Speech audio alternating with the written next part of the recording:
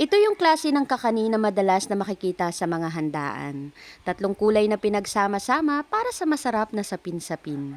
At sa recipe natin ngayon, hindi na natin kailangan pang maghintay na magkaroon ng handaan para lang makakain ito. Dahil magluluto tayo ng masarap na merienda at pwede ring ipang negosyo na sapin-sapin. Gusto mo rin ba?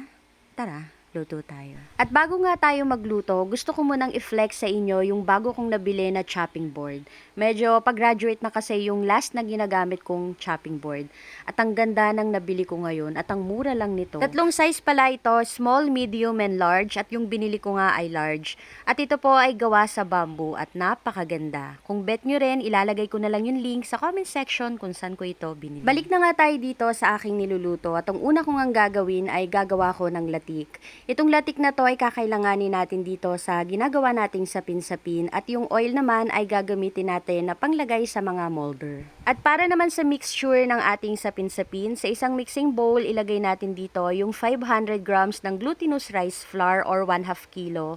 Then mag-add tayo dito ng 1/2 cup ng white sugar, isang lata ng condensed milk at 3 cups ng coconut milk. Haluin lang natin ito hanggang sa ma-mix na natin lahat ng mga ingredients. At kung mapapansin ninyo na may buo-buo pa po yan, okay lang yan.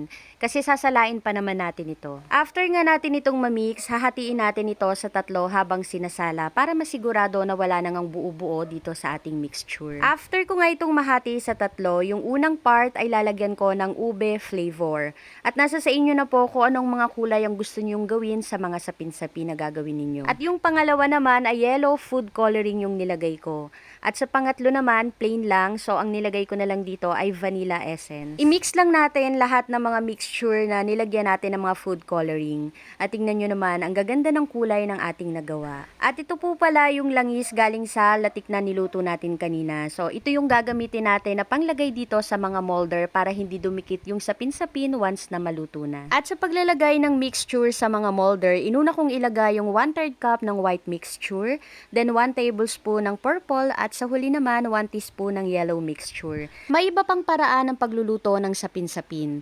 Yung iba niluluto muna nila yung unang kulay ng mixture, then once na maluto na, isusunod nilang lutuin yung pangalawang kulay. At pag naluto na ulit, tsaka nila ilalagay yung pangatlong kulay. Pero itong sa akin, mas pinadali ko na yung pagluluto. Pinagsama-sama ko na yung mixture na may iba't ibang kulay sa molder, then i-steam ko lang ito for 15 minutes sa katamtamang lakas ng apoy. After nga nating maluto lahat, palamigin muna natin ito bago i-unmold.